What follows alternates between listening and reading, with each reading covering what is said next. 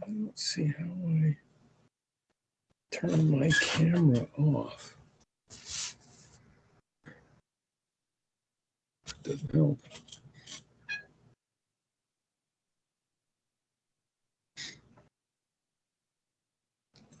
That's better.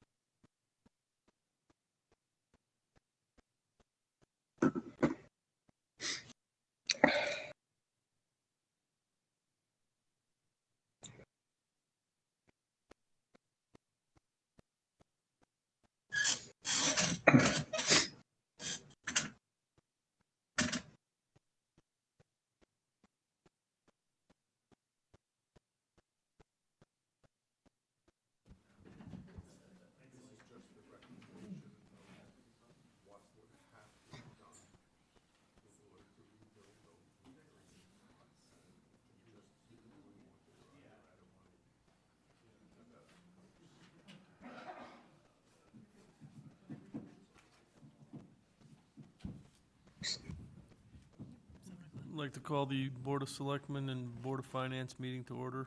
Oh, nice speaking.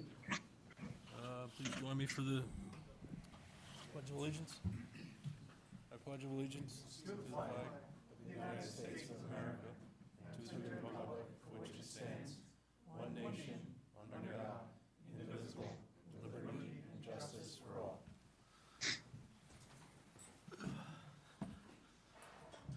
All right, animal control. So Kristen, you're up. Kristen's budget is very slight increase, 3.19%, but a total of $3,784. The majority of which is in her operating expenses, and it's a necessary expense to get new cat cages because the current cat cages are really not safe.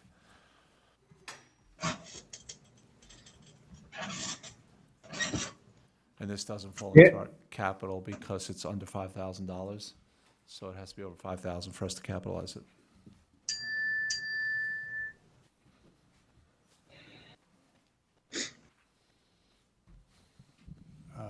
Mr. First Selectman, through you, Betsy, can we go right back to the last page, the overview? Thanks.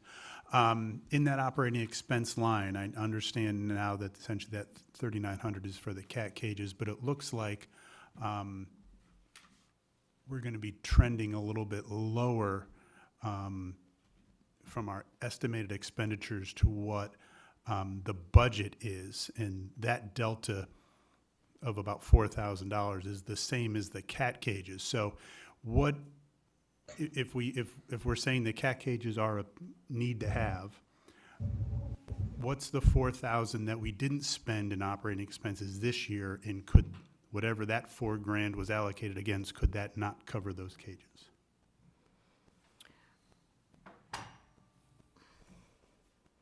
Well, we haven't bought any cat litter in a bulk order yet this year that we budgeted for. And we have actually gotten quite a bit of supplies donated to us. So therefore, we haven't bought what I technically would have budgeted for the previous year. So just so I understand, so the cat litter you've not purchased yet, but plan on it. Correct. So is that not in the estimated expenditures already? I put it in yearly, so we get a bulk order from Chatfield, which is roughly about a little under $1,000. We have, from what my understanding, our cell phones were coming out of our operating expenses, so I put that in their last budget as well. So that was in there. Yeah, I think that looks like the big line is animal supplies, which would be the, probably the cat litter and things like Most that, likely, correct, because we Kristen? haven't bought in that yet So this year. what it appears, Jason, is at the time when the budget was submitted, when the full year estimate were in, we didn't have a good estimate, so that number probably will change. Most likely. The estimated number. The estimated number will change. So we're probably going to be under budget somewhat significantly on that line. So even if we need the $4,000 for the cages, would an estimate of maybe, $1,000, increase in OpEx, is that a more realistic number to cover the cages and whatever number of supplies, at least this year, were offset by by donation, but may not be in the future? Does the increase need to be the full $39.87? I Dan, mean, can that, you go to the breakdown page for operating expenses? Yes, 6.5. So that's the total there. So as you can see, it's line 10, animal supplies. The full year estimate, we have a $3,000 budget, but we have a full year estimate of 0. That number, I assume, will definitely change. Trying to see where we are at. Cell phones are in there also. Cell phones are in there. They were in there last year, and they're in there this year.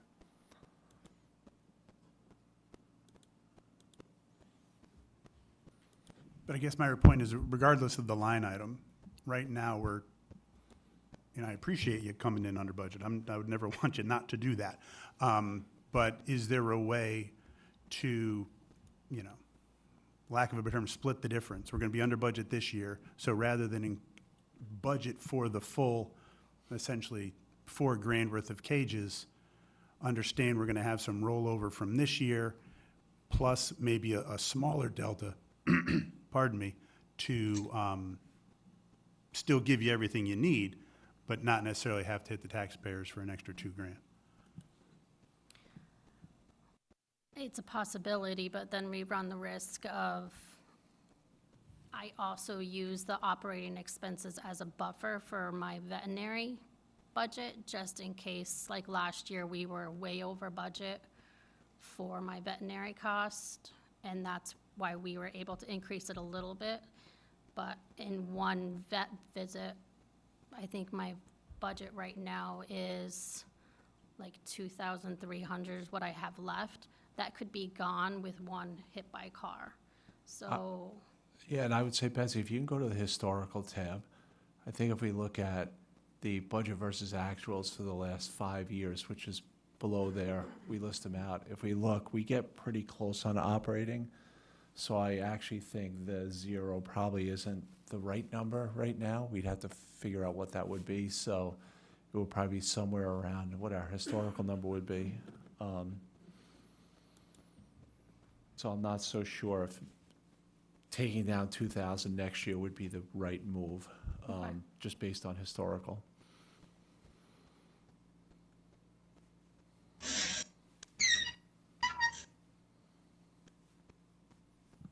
Walk me through that again, Dan? So if you go down, Betsy, if you could just scroll down this page, so every year, these are our budget versus actuals for the last 5 years. And if you look on Kristen's operating line, she gets pretty close to spending, like last year, she spent all but $191. The year before, she spent it all. In fiscal year '23, she had a $795 surplus. In fiscal year '22, she had a $2,000 surplus. And in fiscal year '21 at $2,700. So I think if we trend over the last few years, it looks like she does spend the full or close to the full operating. So I'm not so sure. I think the estimated number at 0 probably isn't the right number. So we should probably adjust that number and not really affect next year's budget at all. So let's say we put it in at 2,700 in her animal supplies. She'll still run a surplus, but I think she will need the 3,000 for next year, or close to it. I would agree. Thank you.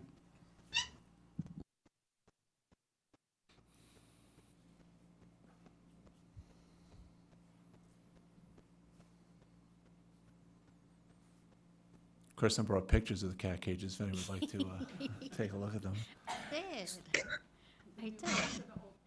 All right, so those are our old cat cages. 2 years ago, I had the high school students sandblast them and repaint them just because they were rusty. So we did that a couple years ago, but now they're starting to chip. That is a divider for the cats to go from back and forth. That's covered with duct tape. Duct tape, which you can see in one of the pictures, is coming off, and so therefore the edges are sharp. So those are the cat cages from Woodbury Animal Control. Those are what we are budgeting for. They are going to be built by Hidden Acorn, which is in Woodbury. The carpenter is Andy. He is offering to build them for $35,000 to $4,000 for us. It holds 3 cats in it, plus that has storage for them. And Christian, just for context, what was the quote that we got for not What having to build was them? for 3 cages, similar to that, but not made out of solid wood. They were $9,000 with the shipping cost of $2,000. So in that aspect, I'm trying to save the taxpayers money, and they look really nice. And we're supporting a local business.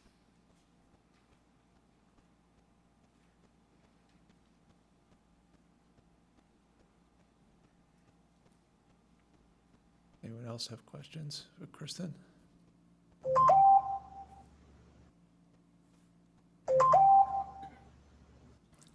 The only question I have, it appears in a couple of these categories, there is no increase in salary for the department heads. What we do, Vivian, is we budget the increases in salaries outside of the departments for when we do contract negotiations, so we keep them outside of our budget. They're in there, they're just under the labor line. Thank you.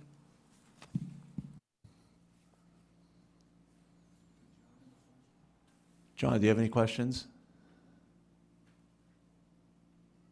He's on Okay. mute. All right, thanks, Kristen. Thank you.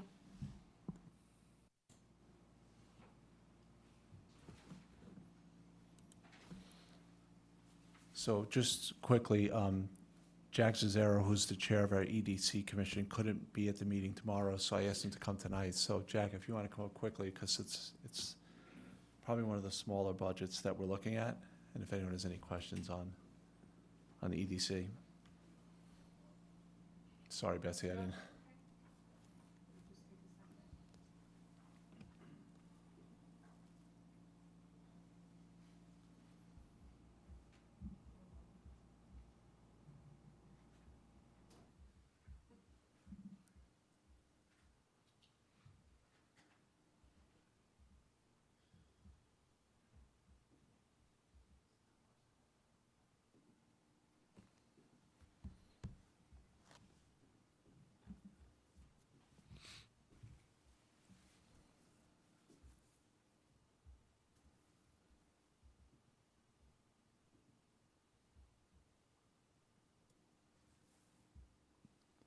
So EDC is slightly down. We, last year, during the budget process, we reduced the department head hours, and that remained the same, but operating expenses are down just slightly, $780. And part of that is because the Arts and Culture Subcommittee actually formed their own separate 501c3, so they're no longer part of this budget process. They're actually doing fundraising on their own.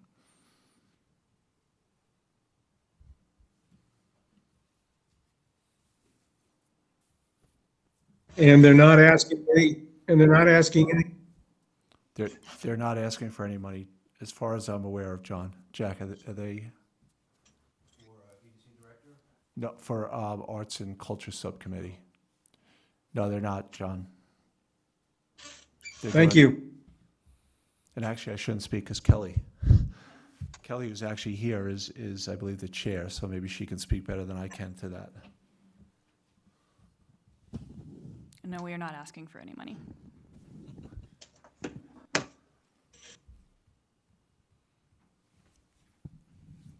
If I could, Mr. First Selectman, through you, Jack, for the new department head salary of the 25,984, which is essentially that 10-hour-a-week version of a department head.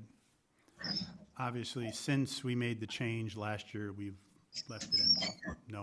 No one's been filling that role.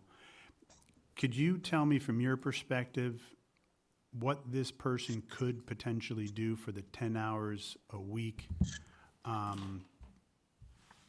that would kind of be worthwhile enough to justify the 26 grand?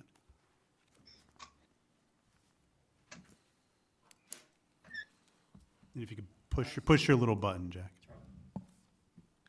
Honestly, at 10 hours, I don't think there's too much that they can do. They may be able to do some outreach to the local businesses.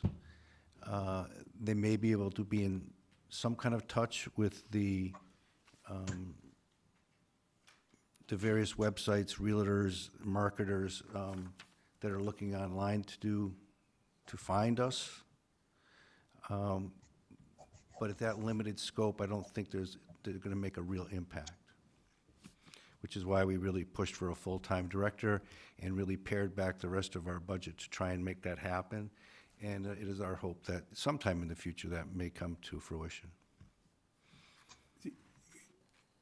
I didn't expect it, but you kind of met me right where I thought. Like, I could probably make a better justification for a $90,000 a head full-timer than I can for a $26,000 very, very part-timer.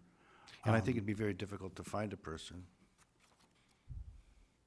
Well, even if you could, I'm not too sure what I would ask them to do for 10 hours a week. I suppose they could write for some grants and hopefully pay for it, but you know, your answer got right to where I was gonna go, so I Yeah. guess I don't have to follow up. And even grant writing it's a pretty specified, difficult field. I don't know, I don't think our last EDC director was a grant writer. No, I don't believe so. All right, so you kind of met me where I was. Thank you, Jack. Question? John? Who's going to follow through on the spending, the operating expenses? Our operating expenses are pretty minimal, John. Well, are they all on automatic pilot? No one has to authorize them, or does someone have to do something about them? Look at the details, go into seminars, place the marketing ads, do the social media, do the promotional marketing, et cetera. When those expenditures come into finance, John, we forward them to Jack or whoever appropriate to approve them.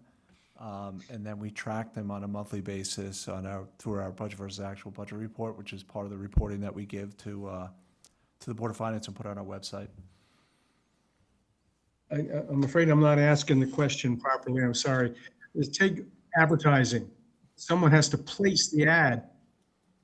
And then once someone places the ad, the bills come in, and I understand that finance will do their stuff. But who places the ad for promotional, For example, advertising? John, this year we went in the town guide and Voices, and that was placed through the First Selectman's office. So it's kind of a combination of EDC and Town Hall. That answers the question, thank you.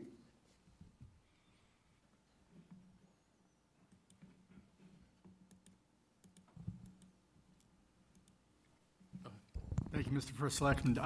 Dr. Pizarro, given what you were just discussed, what is the commission's plan? I mean, it sounds like, if I'm reading between the lines, you don't think that that's sufficient. You'd like a full-time director, but, this is the proposal. You're saying, it might be hard to find somebody, et cetera. We're wondering about who's going to keep an eye on some of these operating expenses. So what is the plan? The plan is just to find someone by, no matter what? Or what if you don't find somebody? What is the plan to oversee all of this? Well, the EDC commission existed for over 20 years without a director. So our commission is happy to, do what we can, like we always did. We're always we're not always going to be so lucky to spawn a film commission or arts and commission, but we do plan to have outreach to the community. We do plan to have a seminar, which we may do in conjunction with the chamber. And we'll be there doing stuff, and we're there as a resource for people as they may need it. But we will try to promote the town at every opportunity and work with the First Selectman's office. And I think we could identify someone within town that may be interested in a 10-hour position like this that not only markets the town, but also looks for various grants throughout the town. So that's what we're hoping to go with right now. It's going to be obviously hard to replace Kevin, the prior EDC director, especially on a 10 or 15-hour basis, but that is the plan, is to try to find someone within the 10 hours within town that's familiar with the town of Southbury. Thank you, Steve.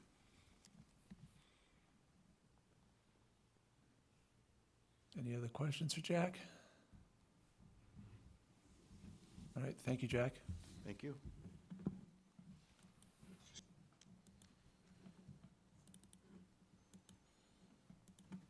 Chris and Steve, you guys want to go next? Chris?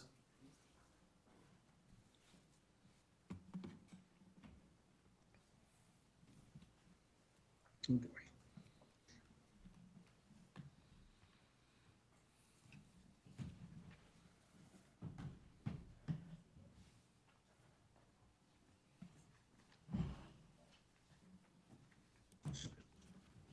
Which one would you like to start with, Chris? Communications or police?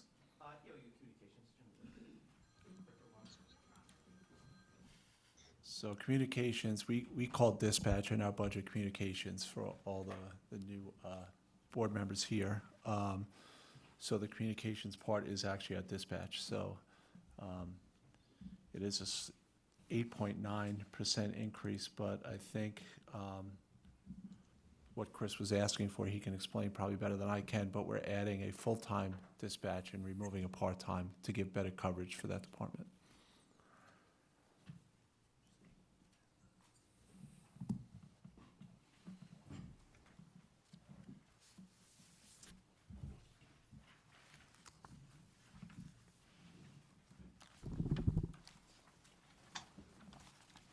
I know it's a lot to look at, but generally, there's a lot of moving parts with the police department budget. And every year I put together this summary, just kind of explains things, how things are broken down, how overtime's done. This year, I added communications to it at the end. So the big, I guess, increase in communications this year is going from the 5 full-time dispatchers to 6 full-time. And like Dan said, one way that we can reduce the cost and accomplish that is to eliminate the per diem dispatch salary. It's listed in the budget as part-time. It's not a steady schedule, it's a per diem. We use them as needed. The per diem, just kind of like a little history, is at times difficult to fill when we have vacancies because we have to offer the same training and get the dispatcher up to speed. If they're not coming from another agency with dispatch experience, we're trying to train somebody new. That's very difficult to do, somebody on a per diem basis to give them that training. And then to just use them here and there, it's not really cost effective. We do have one per diem dispatcher now that used to have another full-time job dispatching. Now this is her only, per diem dispatch. She does have a secondary day job. But having a full-time dispatcher has a lot of benefits, and running a 24/7 operation with 5, we've kind of outgrown that. Just to give you some example, everybody knows we had a school bus accident last week. The school bus accident came in at 2:39 p.m. So at the time, we were fortunate enough that it was just about shift change. Our shift change is at 3 p.m. So at 2:39, the accident came in. Between 2:30 p.m. and 3 o'clock p.m., dispatch received 292 radio transmissions and 92 calls between 911 routine line. 292 radio transmissions and 92 calls in that 1 hour. And that scene was open until 8:30 when the accident reconstruction team cleared. But that was just the first hour of the incident. We were fortunate during that the second dispatcher was coming on. So about 15, 20 minutes into the call, we had some backup there. During that time, 8 officers from the PD responded, 7 apparatus from the fire department, Car 2 from the fire department, FM1, EMD, and 6 ambulances. So there was a lot of people on the scene. There was a lot of communication. In addition to that, it's a busy center. There's 105 PSAPs in the state of Connecticut. PSAP is where the 911 comes in, emergency calls, kind of like a short explanation of it. But the PSAP, there's 105 of them in Connecticut. Southbury is the 49th busiest. That's every PSAP, which is pretty incredible. So last year, Southbury did, it was just short of 8,000. It was 7,967 911 calls last year, just in Southbury Dispatch. It's a lot of calls. We run a 4-2 schedule. That means the dispatchers work 4 days on, they get 2 days off. It's a 6-day rotation. So every 6 days, the schedule will rotate. Currently, with a 5 dispatcher complement, 2 on days, 2 on eves, 1 on midnight shift. That means every 6-day cycle, there's automatically 2 days that are unfilled that we fill as overtime. Having 1 dispatcher on midnight shift, if they take any day leave, any time off, sick time, vacation time, any accrued time, it's automatically overtime. Now, it's always cheaper to pay the overtime than hire the body, right? To a pretty great extent. You know, there's not really, we can't really say if you hire the person, we're gonna reduce the overtime. So that's not the cause here. It's not about the overtime, but it is something just to note that there's automatically overtime built into the schedule because we just don't have the manpower to fill it. In addition, running a 24/7 operation with 5 people, when we're full, we make it work. If we go down a dispatcher, it starts to get challenging. If we go down 2 dispatchers, we now have to run a 24/7 operation with 3 dispatchers. It's extremely challenging, and we really tax our dispatchers. We were very fortunate. We have some very, very dedicated people in this town that work in our dispatch center, and we have got down to that 3-person dispatch center sometimes, and they've stepped up, and they've been there for us, for the town. But we have grown to the point where it is time that we do have to add another dispatcher. Last year, we started to work on that, but some things changed at the end of the budget year. So this year, we're looking to make sure we get that dispatcher in place. And like Dan said, one way that we can accomplish that and not, with some responsibility, is taking the per diem dispatcher out. Right now, that per diem dispatcher will work open shifts as they're available. Doesn't mean they take everything that's open. Just means that there's an opening that they can take it. They're also, being that they are per diem, they're limited to the number of hours that they can take before we have to, pay them benefits. Just for a little history as well, there's another town, local town, that actually built a new dispatch center, and they approached us a few years ago about the potential for them doing our dispatch. And the price that they gave us was well above even this budget price to dispatch for us.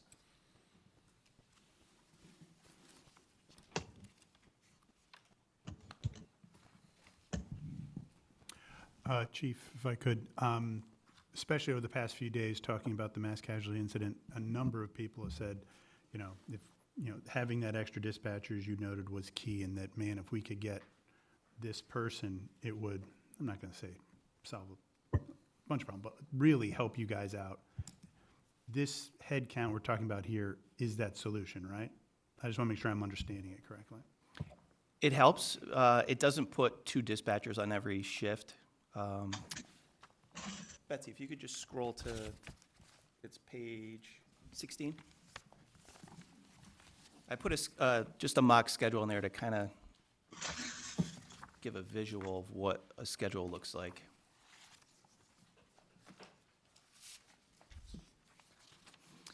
So this is the current schedule mock-up. So there's 2 days where the dispatchers would line up of the 6-day cycle. So out of 6 days, there's 2 days where there would be 2 dispatchers on. That's currently. If we do a 6 dispatcher, there's ways that we can do a Monday through Friday. We can split a shift, so we could do a day, like a mids eves, so 2 days on mids, 2 days on eves, like we do with the sergeants.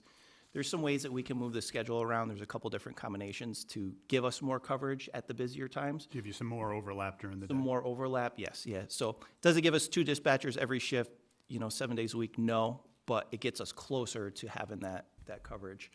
It also helps, again, the big thing for any emergency service is the coverage really when people are out, right? Because if we're full staffed, we're good. When we start to go down on manpower, that's when things get a little bit challenging. So having that extra dispatcher too helps out. Thank you, sir. We seem to have this debate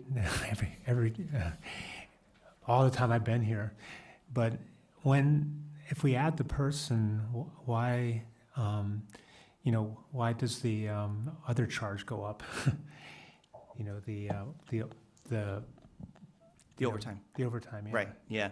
And we get, and you're absolutely right, and more so with the police department because there's more moving parts with that. For dispatch, there's a few less parts. The employees are always going to have their granted time off, their vacation days, their sick days, their holidays. And then we do have some times where it's required that we have to hold the dispatcher over for a storm or like the school bus accident. The day dispatcher should have left at 3 o'clock. That call came in at 2:39. They were holding over. That's going to be accrued overtime. Tom, we also had things like maternity leave and things like that. So when someone's out, they have to provide coverage, workers' compensation. So anytime we call someone in, it's going to be an automatic overtime. Okay, but I would have thought, again, the argument, and maybe it's just a false argument that was propagated some time long ago and keeps kind of percolating in my head, was if we got more, if we hired more people, we would have less overtime. And so if we have a full-time dispatcher, why then do we have also more overtime? Betsy, could you just go back to page 16 for a second? I So on the think- police side, Go ahead, sorry. on the police side, I can show you where there's a piece of that argument that's true. Not in its entirety, but there's a small piece of that would be accurate. On the dispatch side, if you look at dispatcher 5, that'd be like our midnight shift dispatcher. The 2 highlighted in yellow, that's the dispatcher's days off. That's automatically overtime. Now, if they take any one of those days off or they call out sick, that's automatically overtime as well. So that midnight shift dispatcher, anytime they are not there in the seat, it is overtime. Anywhere that you see in the green that says off, the dispatcher above, if they take that shift off or they're sick, that's overtime. The only time there would not be overtime is any overlap where you have 2 dispatchers working. We wouldn't call a second one in to fill it. We would run like a 1 dispatcher minimum. So giving that, it's a 24/7 operation. Generally, almost every time a dispatcher is not there in that seat for their scheduled shift, it's going to be overtime. That, and in conjunction with the wage adjustment, overtime did go up. Yeah, we looked at this every way, and although there is a slight correlation, there's not a main correlation between Okay. overtime and Well, I adding. guess if you tell me that the overtime goes up just because the wages go up, I guess that's It's kind of both, yeah. maybe, just, I guess what I would be curious about is what this looked like last year, and how it changes with the new person, right? So, We can get that, Tom. We can certainly get that to you. Chris, I think we could certainly help you put it together. Yeah. Sergeant Girl, is it impossible, if you're a dispatcher 3 and 4 or 1 and 2, is it impossible for them to cover the 5 shift? Is it just if you're the overnight person, that's it? Because you mentioned doing it at 1 person covering shifts. I'm just curious if there's any movement amongst the 3 colored groups there. They're assigned the shift, but they could take overtime in any shift. So it could be a day shift dispatcher that takes the 2 or the 4 overtime shifts. And this is a 2-week period, so if you think that if you extend this out 2 more weeks for the month, you have your 8 shifts generally a month that are automatically overtime that are being filled by the other 4 dispatchers. Or sometimes that midnight shift dispatcher too could take it as well. I guess My question, though, was more if things could shift such that those highlighted offs, which are automatic overtime, couldn't be filled by someone from dispatch 1, 2, or 3, 4. It seems like the schedule could work. If you need 2 on it at any time, I get it. But if you can make do with 1, especially in the overnight. I think, Michael, Can't- because it's a 4 and 2 schedule. Okay. If it was a straight 5-day, you could probably do that, but because it's 4 days on, 2 days off, that's where you kind of get that bump there. Because it's not a straight 5 and 2, it's a 4 and 2 schedule. So I think that's why you would end up with overtime anyway, because whoever's working the 4 then would be a 5th day. So it'd be an overtime day for them. I think I understand what you're saying, and we do, and that's what I was saying earlier. This is just an example of the schedule, and there's ways that we can alter it a little bit to meet our needs. So what we do for the police side is, because we run the same thing with the sergeants, is we split a shift. We do 2 midnight shifts and 2 evening shifts. It's horrible. It's absolutely horrible, but we have to. We have to do it to make it work. So there are ways, and we have done that before. The problem with dispatch, if we pull somebody and do a mids-eves, we're losing coverage during the day when we're busier. You know, our busy time is 8 a.m. to 6 p.m. It's like a bell curve. And that's when, you know, the doctor's offices are open, you know, people are awake, businesses are open, people are moving around. So is it possible? But yes, but then we're really sacrificing the public safety side, and we run the risk of just pulling someone in on overtime anyways. But yes, you're absolutely right that it could be manipulated a little bit.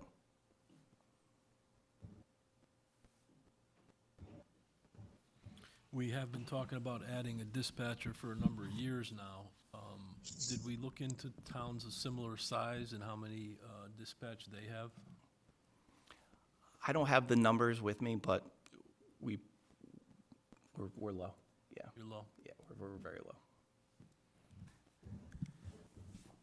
I wanted to get Watertown's numbers. I didn't, because Watertown's comparable as far as, you know, really size to us. I mean, just to give you an idea of call volume.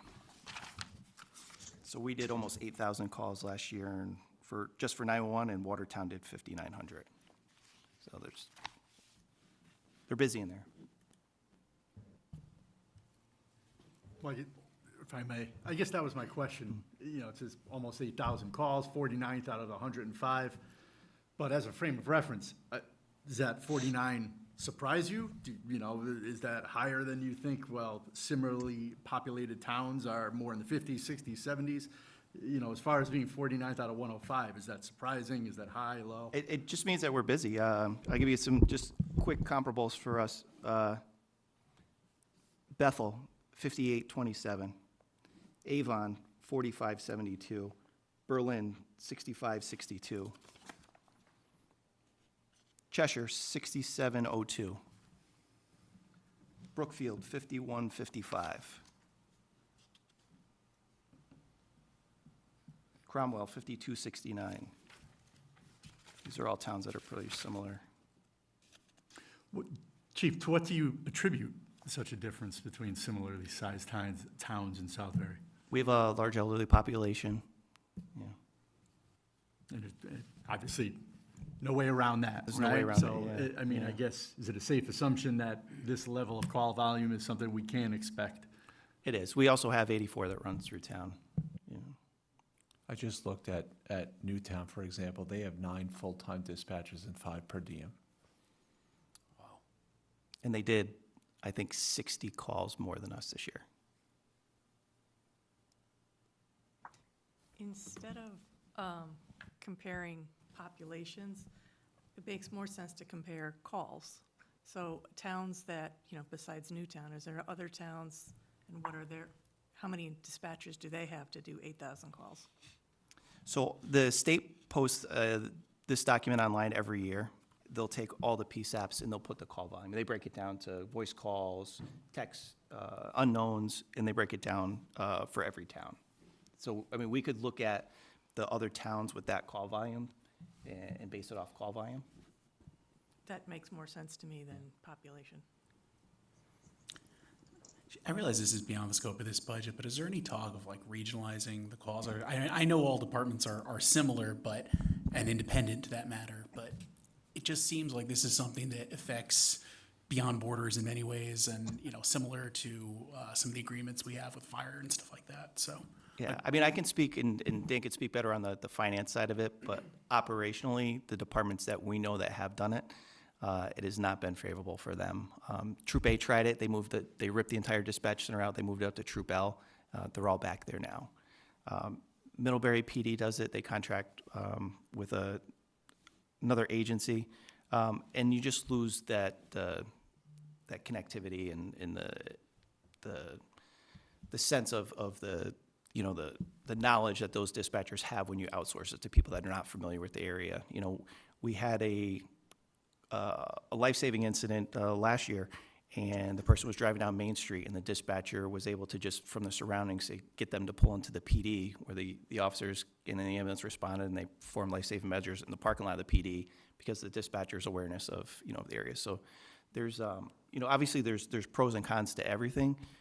Dan could probably speak better from the finance side of you know, some proposals the town has gotten in the Yeah, like I past. said, we got a proposal from a town right next to us that was building a whole new dispatch center, and they came in much higher than where we were, to the point where we said we should just dispatch for you because we can actually do it more efficiently. Yeah. And they said? No. Chris, I'm struggling with something between my own ears, but I want to share it with you. Please do. When we had the committee formed to study bringing the police force in-house, you were a part of that, I was a part of it, several other people here in the room were a part of it. We said to the voters that changing was not going to inflate the cost of law enforcement in the town. A naysayer might look at this, independent of the call volume or anything else, and say, "We told you so." This is the camel getting his nose under the tent, so to speak. The beginning of an inflationary period where we're going to swell ranks across the law enforcement department. How would you respond to that? This has nothing to do with organized police fire. Dispatch dispatches police, fire, EMS, and public works.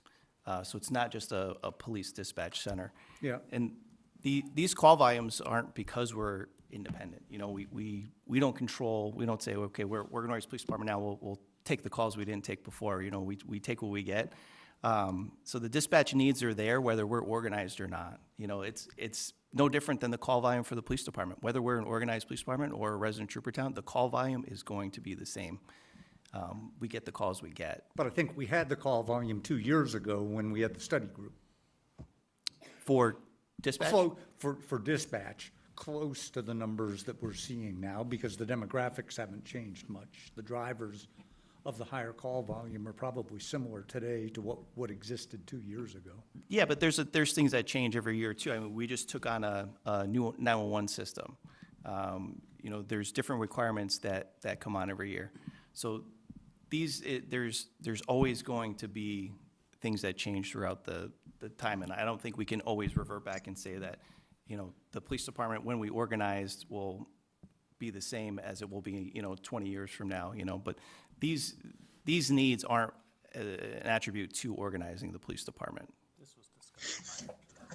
Right, yeah. And Jack, we put in an ordinance, as you know, for the actual police officers, the number that can have to be raised by ordinance. Right. So that's the way that we would mitigate the bloat there, if it had come in. But everyone, when we went through this process last year, our goal was to have our emergency management director go and help out in dispatch. But what we discovered throughout the year is there's so many things that he has to be involved in that, even like that accident just the other day, everyone did a great job, but Steve was coordinating it. So we need him to do that. So for him to be over there was not as easy as we had thought. Yeah, was that a conversation at last year's budget? It was. That was a solution to the, That was the the solution to workload. adding another full-time dispatch. and you're saying that has not worked out? We're discovering that Steve gets pulled in a lot of areas in his role as emergency management director. So that's where we're realizing now that, we probably do need a body there to actually handle the call volume. Okay. Just if I may, a comment to Jack. I think even though the population may be steady, you have to look at the demographics of age. And the population here is aging every year. We are not bringing younger people in. There's no place for younger people to afford. So what you're doing is you're getting a skew in the average age, and as people age, you are going to get more calls.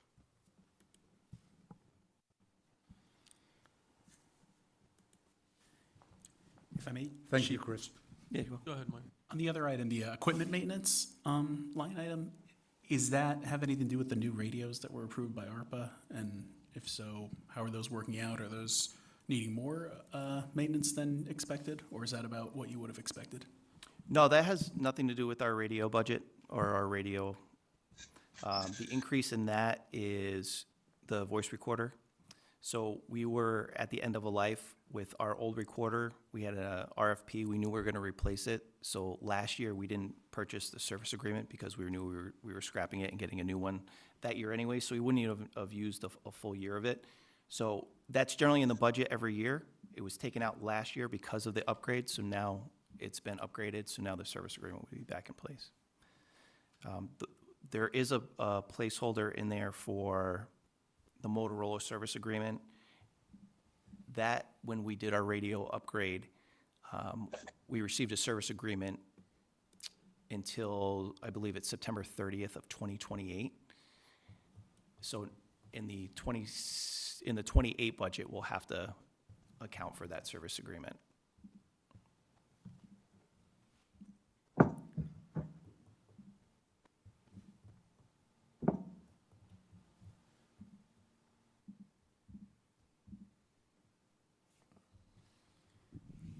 Just one last thing, Chief, and it's not a problem you're going to solve for today, but John Riley's comment kind of triggered something in me.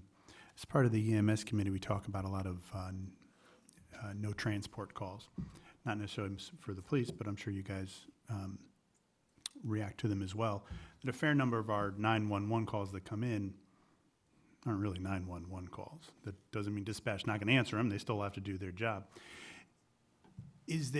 Has any thought really been put into, and maybe it's in here and I just missed it, we have a training line, but that's mostly for training our actual dispatchers. Is there, an opportunity, or do you think it would make sense if the town kind of, embarked on some kind of public service campaign to remind folks that, 911 is for X, Y, and Z? I know it sounds somewhat rudimentary and everyone should know what 911 is for, but that's not the case. A fair number of these calls are, I need help from getting from one room to another, which still means someone has to answer the call, someone has to respond to it, and all the dollars that follow.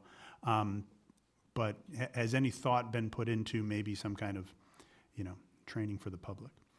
I would say a majority of the 911 calls we get are true emergencies. And we do get the occasional, they might call 211 or, that's in there and that's accounted for, but those are far and few between compared to the actual true emergencies. The state does put out the information about 911, text, call if you, text it, call if you can, text if you can't, campaigns like that. So there are things that the state puts out that we could definitely share. We have in the past. We just put one out when we went to the new 911 system to kind of like showcase some of the upgrades that the new 911 system has now.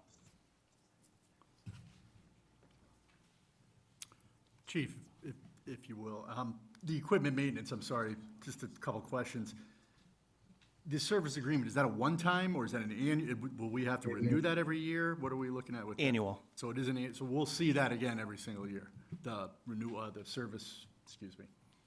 Voice recorder service agreement. Annual, yes. All right, so that'll be something we should count on for next year. And then as far as the historical, I mean, just more curiosity, thank you. You know, if you look at equipment maintenance, the last several years have been a real roller coaster. Is there a reason for that? I feel like we asked this last year perhaps, but now if you scroll up one line, if you look at the historical for equipment maintenance, you have 13, 39, 15, 60, 50. Is there a reason why it's so up and down? So in those years, there were some changes in equipment, and so like if you look at like 22, 21, where you have those high years, even back to 20, that's when that Motorola service agreement was That's in what there. that was? Okay. Yeah, yep. And now, probably sometime around 24 is when we added Next Gen. So we went from AccuCom as our CAD vendor, our computer-aided dispatch vendor, to Next Gen. There was some increase there. So that's kind of where we're trending. Sometimes it's like we didn't have the voice recorder last year. It was an anomaly that we didn't need it that year, but it's generally something that we need to cover every year. The Motorola service agreement is a pretty hefty one, and that's it. This document, I included it at the end, an estimated cost. We haven't needed it in a few years, so it's just an estimated, it's a round number, but that's kind of generally where it's going to hover around. And so you already said that the voice recorder, we should expect that number again next year, and then once we settle on a figure for Motorola, that we should expect that big number as well next year? Yes, yes, Thank you. yeah. And I go back to the vendors when they give us a price, and I do my best to make sure that we're getting a fair deal on it. And what year did we switch to Next Gen, Chris? That was a big hit here also, because we switched over to the software from one that failed a lot to one that doesn't fail at all now. Yeah, I think that was like around 2023, 24, yeah. Thanks. Any other Chris, questions? just one more question. I know a couple of years ago, we were talking about adding another dispatcher, and there was talk about burnout, with high turnaround, even educating some of the dispatchers and then losing them to other. Adding an additional dispatcher, I would assume is going to help with that and improve morale and hopefully eliminate losing some educated dispatchers that we actually need. Yeah, we've been really fortunate, over the last few years that we've had a steady complement in dispatch. In years past, we did have some turnover, but for the last few years, we've been really good. And, whether it's police, fire, EMS, anytime you tax somebody, to work double shifts and order-ins, order-in is, for those of you who don't know, ordering is when we tell you have to come to work. It's a 24/7 operation, and if we need someone to come into work, sometimes we tell you have to be here. So anytime that, it could be, your kid's birthday and you're getting ready to sit down and the phone call comes and says you have to come to work. That adds to the burnout and stuff. So anytime we can reduce that, it's better for the employees. Yeah, absolutely. Yeah, and you had some maternity leave issues too, We- back then? Yeah, we had some maternity leave this year in dispatch, which, created an open space for a little bit. Anyone else? Questions? Are we just on communications, or are we moving on to the normal police? Okay. Yeah.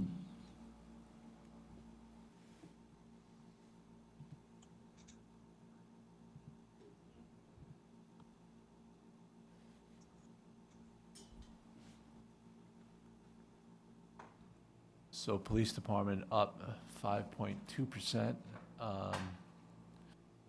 You'll see a lot of it in vehicle operating expenditures. And what we've discovered over the years is every year we have to do a transfer into that line. So I think Chris made a good point this year to kind of get it where so we get the right number in there so we don't have to transfer from another line or another area. So this is the actual, what we would expect the number to be. Fuel went down a little bit because we negotiated the price down, but the actual maintenance on the vehicles is, every year goes up a little bit.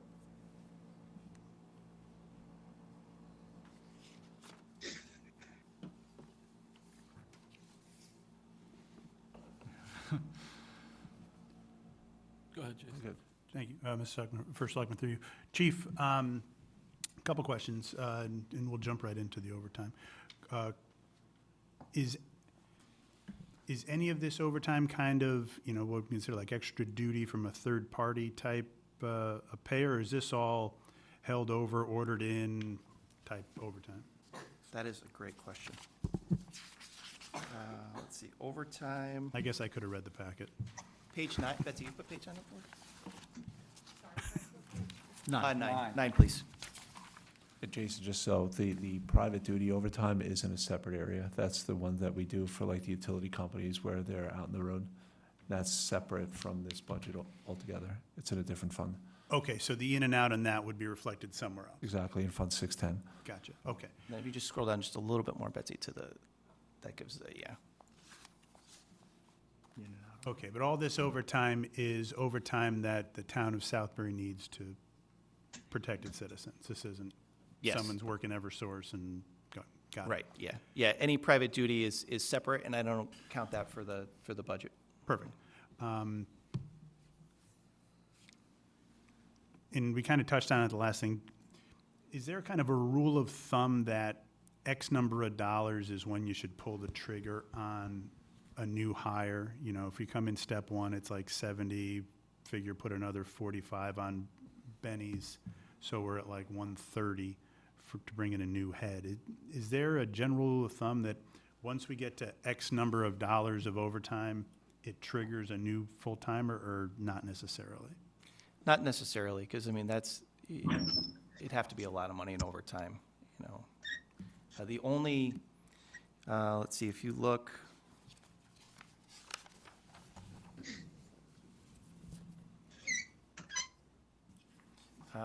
page 10, or Betsy, if you could just scroll up one more to the next chart. Patrol minimum patrol, that 25% of that overtime is, there's not somebody scheduled for that shift that we need to put a body in there. So adding somebody would only chip away at that 25%. The rest of the overtime comes from, various other things. If I might make a comment, Yes, Go sir. ahead, John. over 5 years ago, Dick Hill was on this like white on rice, and we did a very, very deep granular dive into the details of the overtime. And almost 80% of them, just from memory, 80% of it was little pieces here and there. An hour, a half a day. It was something that a additional officer wouldn't satisfy. And two, failing to do the overtime would result in a degradation of the patrol schedule. So we went through this, and because of Dick, we came to that and put it to rest. I don't know if anything has changed. Maybe it's time to do another deep dive and look at the details. No, the only thing that's changed since we organized is we get a little bit money that back on some grants that we got. So it's a positive thing. And the only other thing, So that's the paying side, not the expense side. Correct. thank you, John, for the background. Chief, if you look at the historicals, again, on that overtime line, it seems like there's some patterns. We have some trends that stay in line with each other, and then like 23, huge number. Looks like we're going to track towards a pretty good number this year. Is there any conclusions you can draw from that, or a rationale as to why some years dwarf others? It depends what we had that year. So, the year of the flood, obviously, we had a lot of overtime. The year of the tornado, we had a lot of overtime. There was some years where we were down 5 officers. Being down that much, substantially hits the overtime. This year, we had 1 officer who was assigned to the midnight shift on administrative leave, in a combination of administrative leave, workers' comp, that was out for over a year, which significantly hurt, for this current year that we're in. So each year, there generally is some correlation to it. And that's, let's see, where I try and represent each year on page, Betsy, if you would just put page 5 up, please.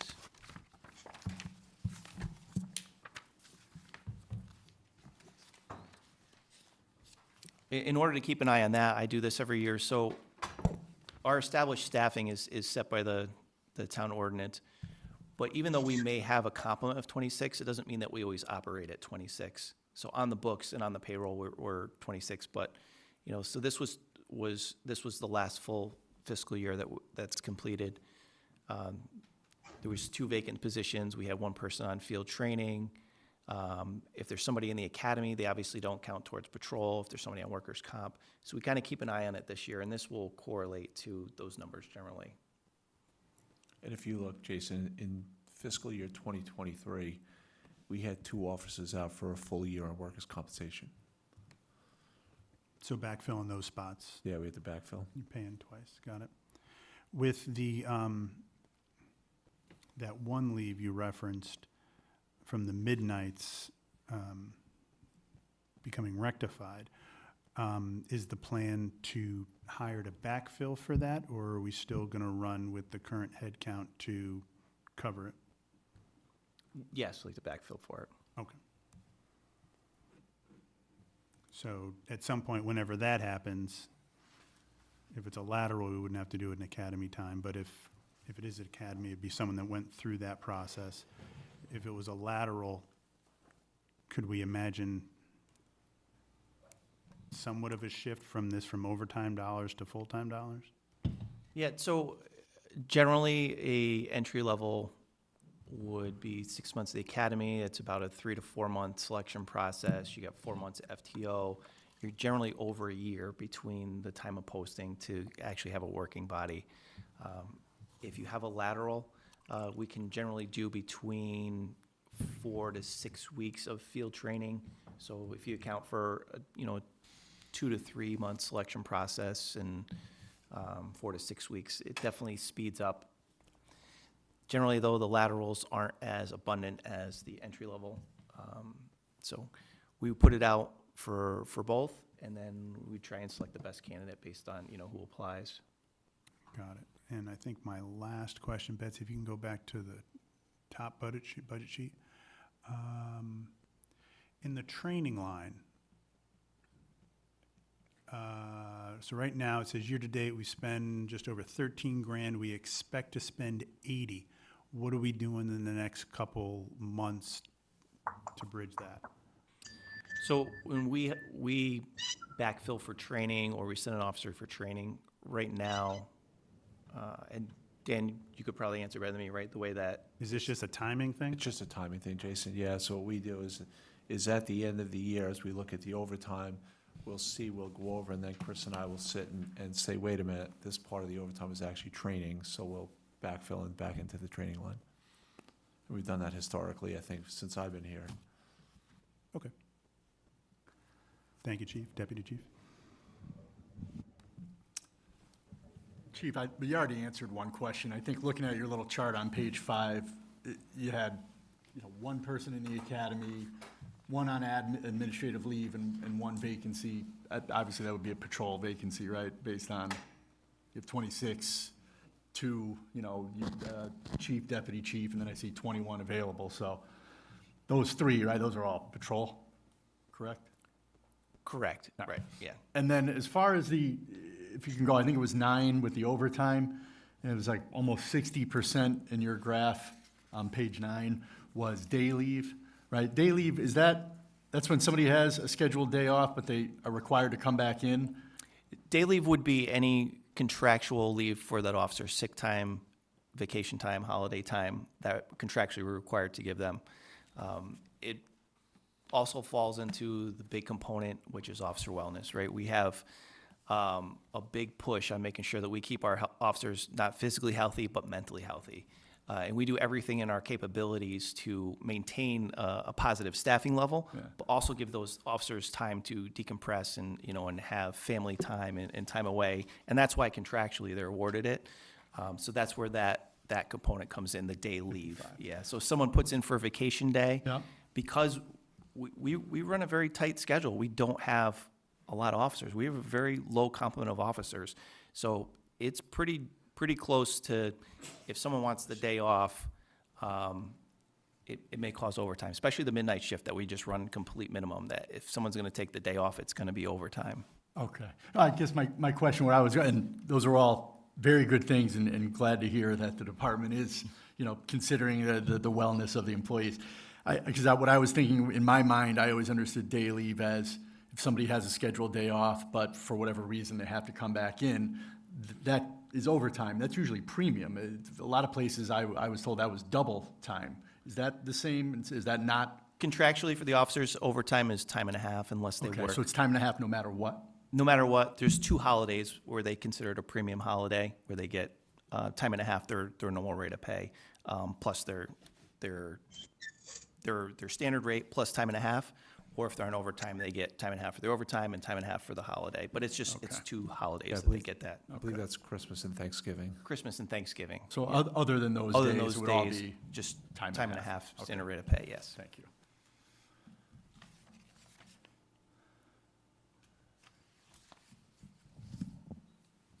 Anyone else for Chris or Steve? I mean, I'll just ask for the sake of asking it. I think the year-to-date right now, right, what is it, down at the bottom, 1.9? I mean, we're pretty confident we'll go ahead and, with the estimated, we'll get all the way through that and then some.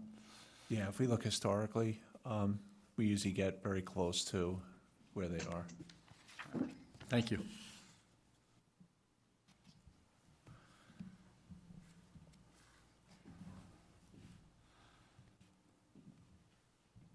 Thanks, guys. All right, thank you. Thank you, everyone. Thank you. Chris puts this together and every year, and he does a great job with it. Thanks, Chris.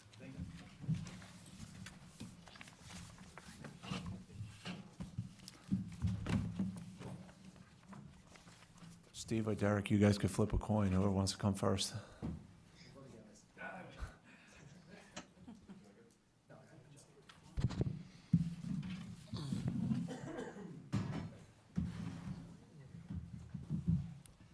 Good evening, everyone.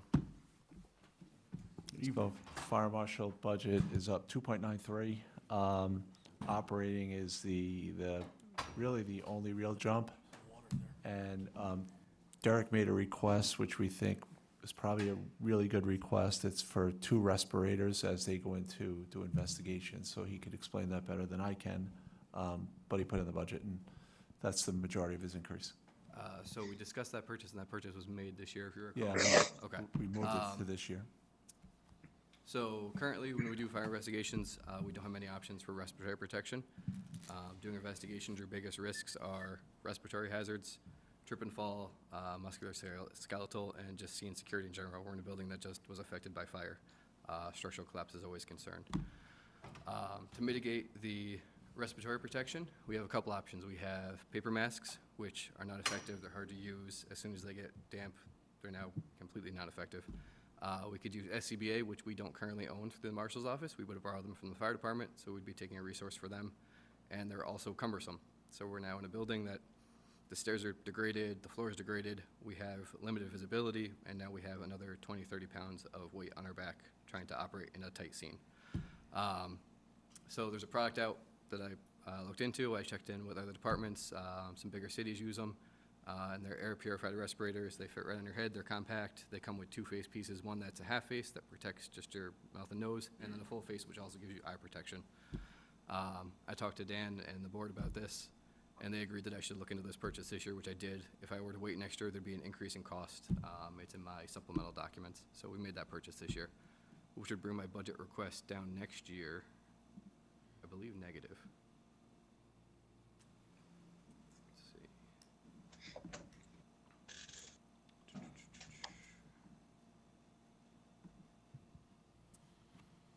So Betsy, if you go to 65008. And we take out that 5,200. That would be gone for next year? That'll be gone for next year, because it's already purchased. It is awaiting shipment. Excuse me, Dan, is there some reason why we don't take the respirators out of this year's contingency, keep it out of the budget? John, Dan stepped out for a second. You want to repeat your question? He just came back in. I'm sorry, is there some reason why we don't take the respirators out of this year's contingency rather than next year's budget? That raises the level of the budget, which we really rather not.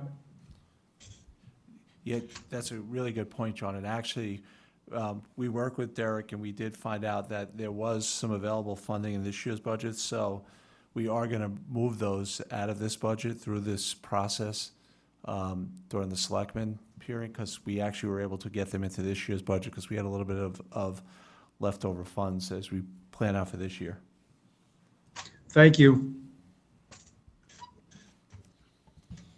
Are 2 respirators enough? Yes. Yep. Okay. Thank you. Dan, just out of Derek, sorry. It's okay. Dan just walked in. Derek, out of curiosity, any new inspection mandates or enforcement mandates, anything that would potentially start to drive the costs up this year or next? The only project I have on my foresight is school construction. Constructing 2 schools is going to be a lot of inspections. I just came from a town that constructed 2 schools, and it took up 60% of my time. So should we anticipate then with that big project coming around the corner, an increase in those type of costs then? We would have to discuss what that would look like, yeah, which I've been open with along the way. No, thank you. Yep.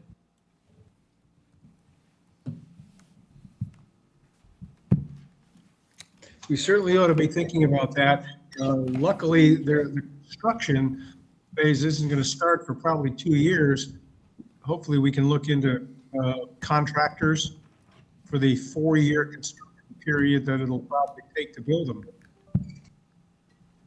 I agree with that, and I think we should, when we talk to the school, we should make sure that they include our costs and their costs.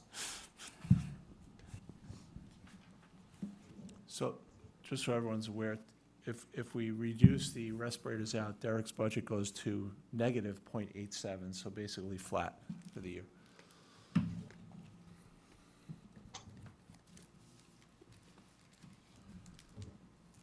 And just for maybe those listening at home or missed it, without eliminating anything you need, we're just taking the money from one line item rather than this budget. Correct, yeah, there was Okay. some extra money for training that wasn't established. Thank you.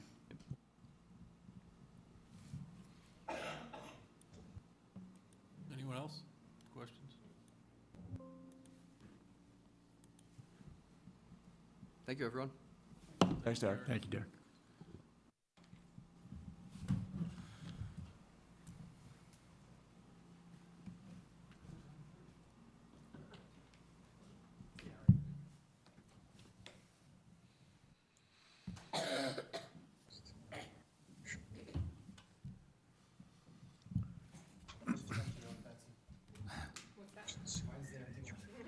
Yeah, so emergency management is pretty flat, down $460 total.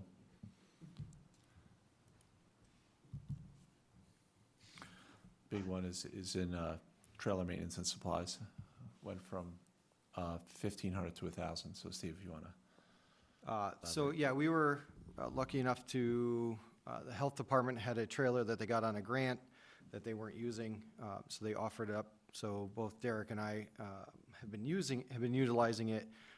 Last year, we looked at what other equipment we can put in there. So we have a traffic control stuff to take the burden off of Public Works. So when different events are going on, Public Works gets requests for cones, barricades, all that kind of stuff, which takes it out of their, I say stash of stuff when they're for their own road work and everything else. So when we started, there was, they had the CERT program here quite a few years ago. They bought all these supplies and they were in a place that nobody really knew where they were until we found them. So we are using those for special events. So when groups come up that are doing activities, the Memorial Day Parade, the Turkey Trot, Arts and Eats Festival, any kind of road race that goes on, we're fielding all of those, and we're supplying those cones and barricades and traffic control devices, so it doesn't strip them from our public safety agencies. Storing them became more of the issue. We were storing them at the library until the flood, and then we were looking for another place to do them that's easily accessible, that we can either bring to an event or park it here in town hall and let them take those supplies and then bring them back. So we do, sometimes it's everything that we have goes out. So when we shut down Main Street for the Turkey Trot, every cone, every barricade goes out so that those events run safely. And we're not taking them out of police cars, fire trucks, public works trucks. And then we account for them all coming back. So unless somebody steals a cone, the replacement is, you laugh. They make really good baseball tees, I've been told. So, we account for all of them. We make sure that, everything that we have comes back. And then we have a way of storing it. If we have a larger incident, we now have the trailer that we can load up. When we do the Southbury celebration, all of that equipment and setup gets put into there, so we're not making 30 trips back and forth to town hall and to storage containers to get all that stuff down there. So it does need some regular maintenance on it. It's not like a regular car, so it's not being driven all the time. We've cleaned it up both inside and outside, but out of this budget, we will need new tires on it. So that's, again, we don't need the full $1,500 for 4 tires on it. And the increase in the emergency notification, we have a 5-year contract with Everbridge that goes up a percentage every year.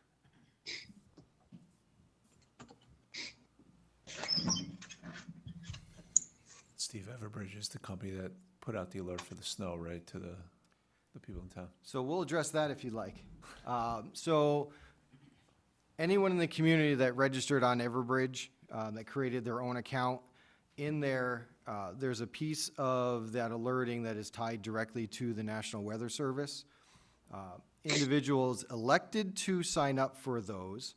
And what that does is if the National Weather Service pushes out an alert at 2:45 in the morning, that has nothing to do with me. I will not send out a message at 2:45 in the morning. That is when the National Weather Service pushes it out, it activates the Everbridge weather alerts, and that's why they went out. If you do not want to receive them, you can either send me an email and I can go in and change it, or you can log into your own account and go in and select. You can also elect to have what they call quiet time. So if you say, I do not want to receive it between this time and this time, the system will not send it to you. But that was not anything that came, I was awake at 2:45, but I did not send that message out. They run the gamut. There's 114 different alerts that individuals can sign up for. The only one I think we took off was the tsunami alerts. So I don't think we're worrying about it here. But it goes all the way down to lightning strikes within 10 miles. So if you want to get an emergency alert every time the lightning strikes within 10 miles, you can sign up for it. It has nothing to do with the town sending it to you. It just goes through our system as one way of being able to notify. I know that. So what you're saying is your fault.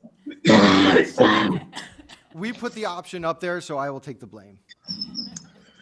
So everyone here is aware, Steve actually had the pleasure of sleeping in town hall during the blizzard with Derek, so. We do have a picture. I will not share it publicly. We were in separate offices.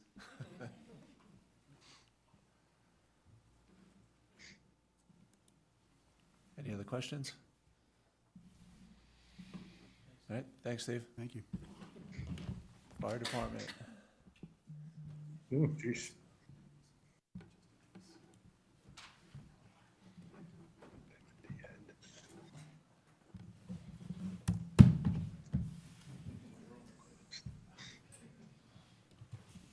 So fire department, up 5.53, 33,000, mostly in operating, but every year we get their operating budget from them. So it's fairly consistent to where we've been in the past. So these guys can explain it better than I can. Now, the fire department, you guys understand, for the new board members, we have two components of the fire department. If you look at the tabs, we have a fire department tab, and some of the things are highlighted, like communications equipment and turnout gear. Those are moved to what we call a deferred budget support account. So we have a separate reserve account for those capital items. So that's why they're reduced from the actual operating budget.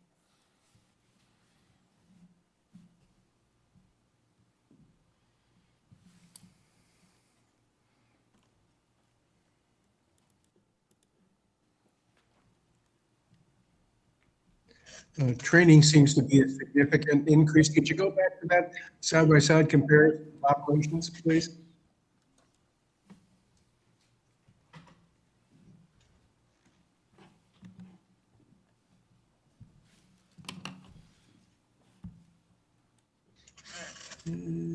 Yeah, it's up, it goes from 38,000 last year to 43.5 this year.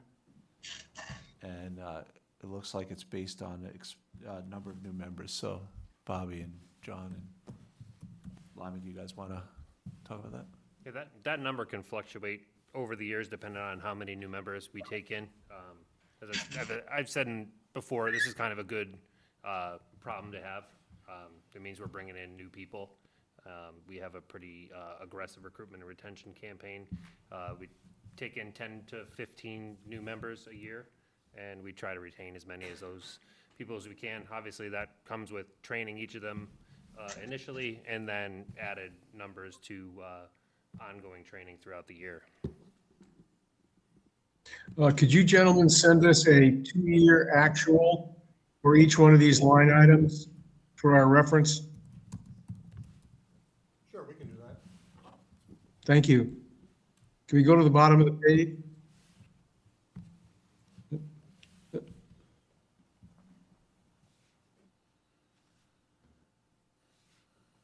What's the professional services and information technology?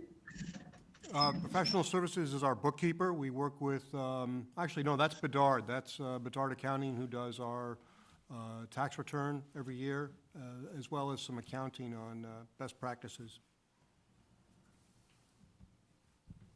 I understand you're going through some kind of conversion this year, hopefully, which would result in less professional services on an ongoing basis. Are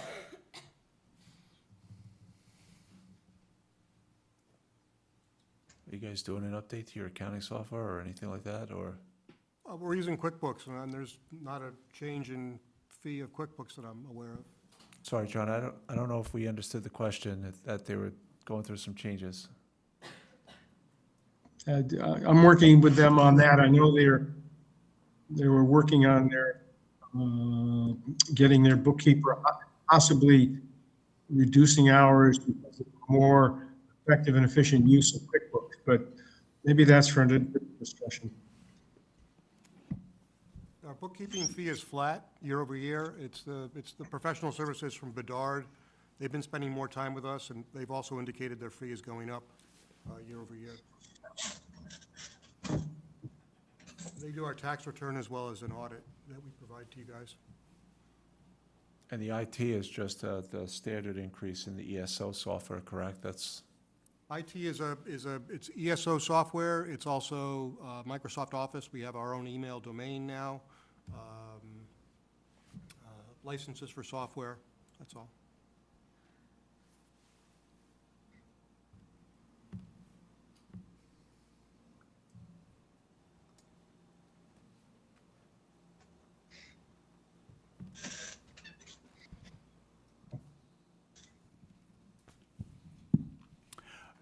If I could, Chief, 64014 Fire Department PAR right now.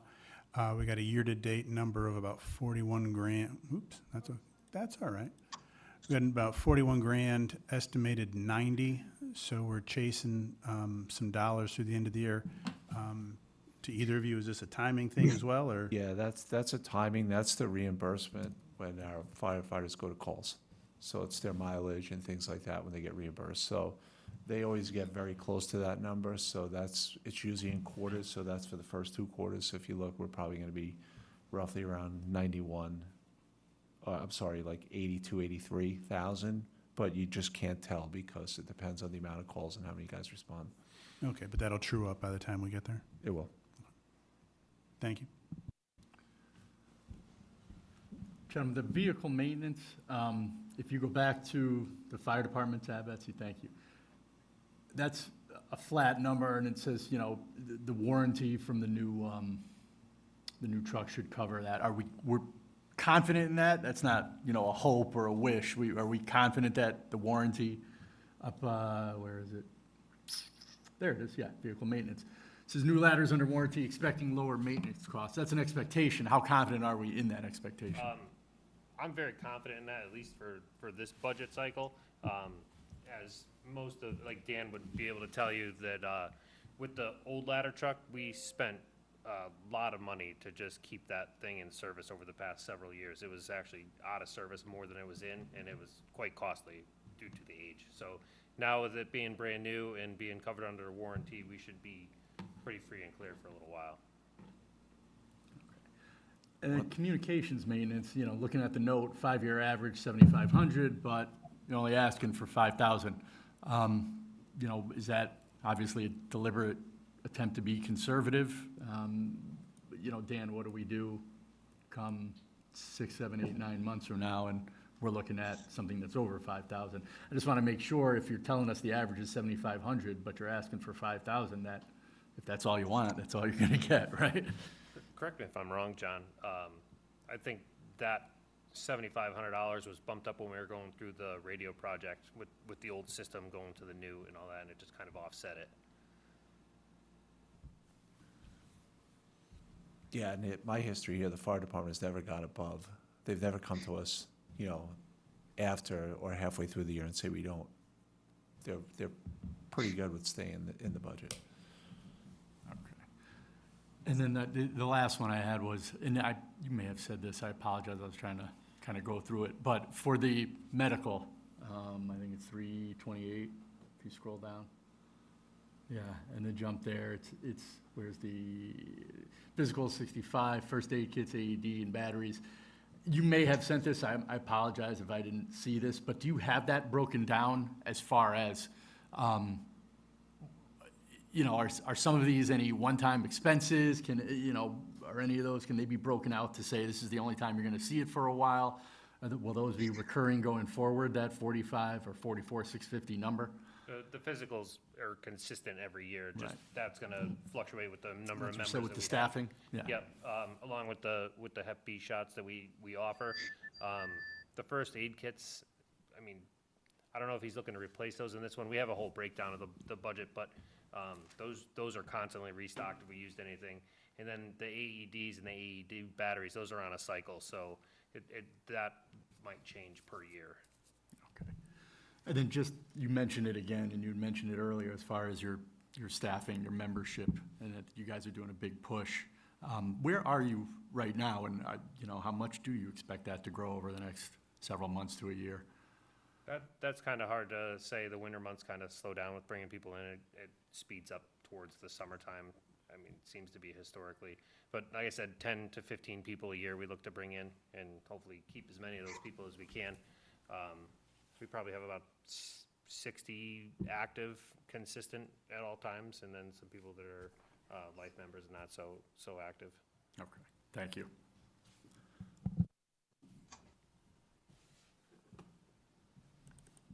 Can you share with us where you are with the turnout gear conversion to new NFP standards? John, that's something I will have to get back to you on. I know we started buying the turnout gear that was in the budget cycle, but as far as the extra sets of gear, I have to check in with the new equipment captain that's handling that. And our goal is Thank you. Our goal is to replace, on a rolling basis, replace all the gear because of NFPA standards. So that's why we have it in our deferred budget support account, because we want to make sure, you know, that we do replace them and replace them on a good schedule.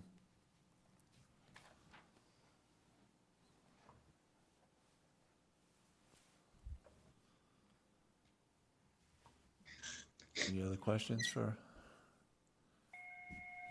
No. Thanks, guys. Oh, sorry, gotta go.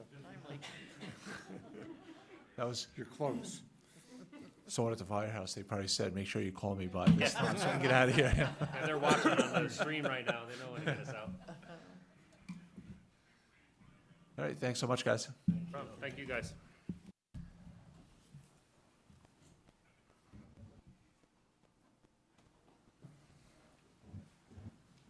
Geraldine. Oh.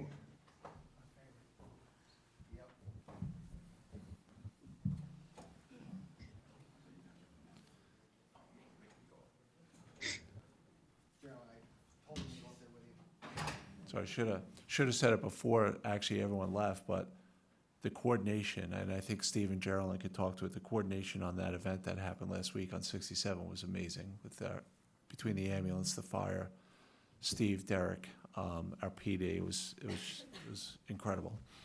So nice job, Geraldine, thank you. That's what we're here for. So just like the fire department, Geraldine's budget is also broken into two parts. It's her operating, which is flat for this year, and then the deferred budget support, which is her capital expenditures like buying ambulances and things like that. So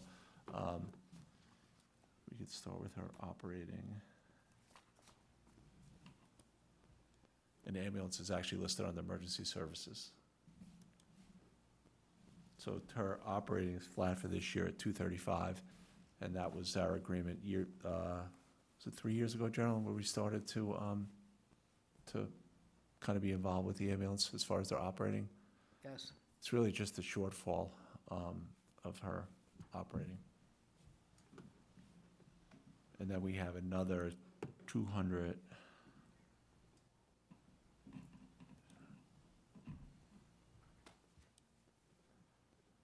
So another 200, sorry.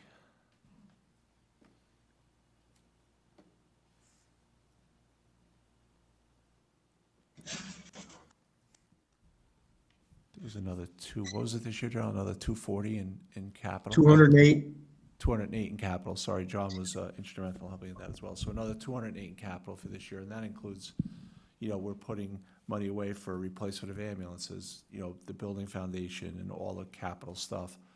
For example, we had money in this deferred budget support to upgrade all of the radios, which we did last year. That was a bigger project.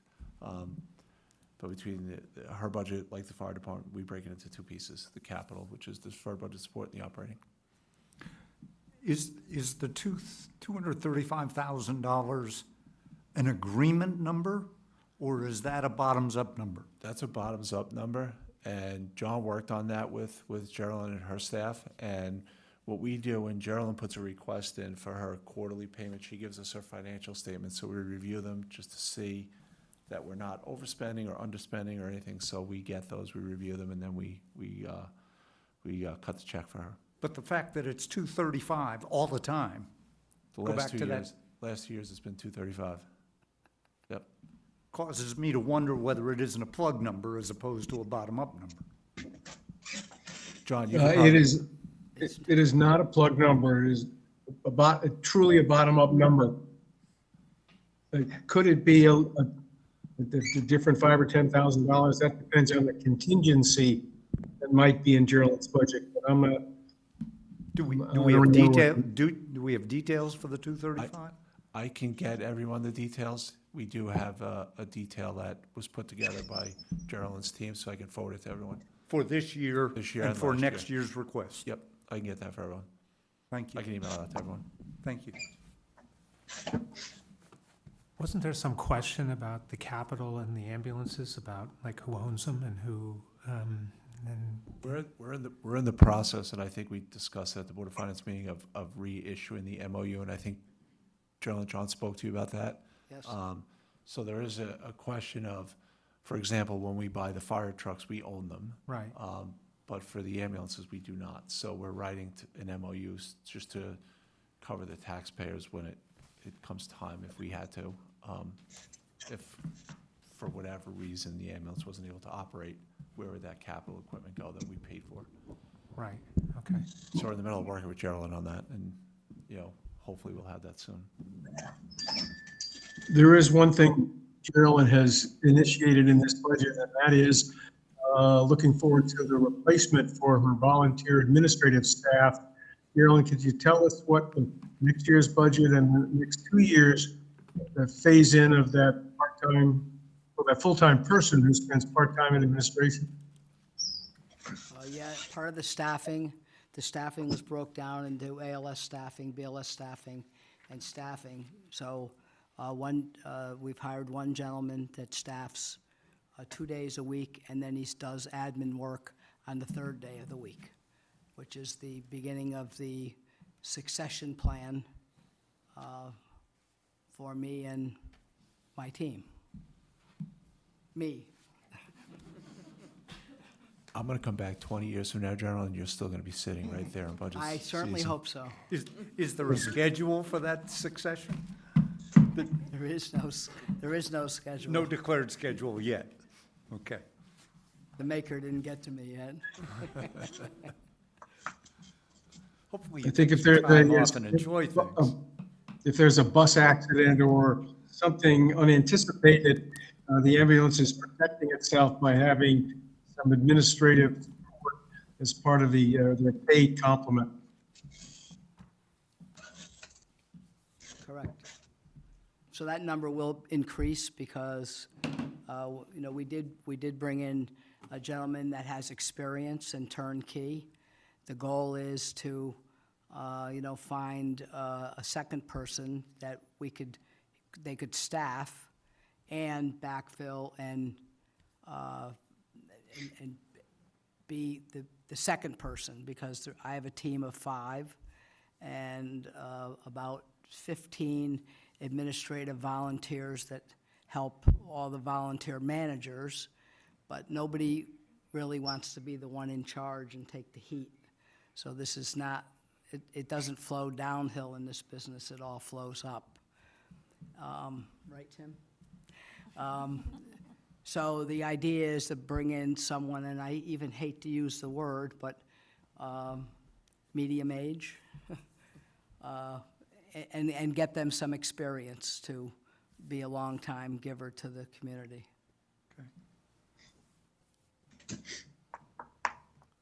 It's good you have the forethought to be doing that.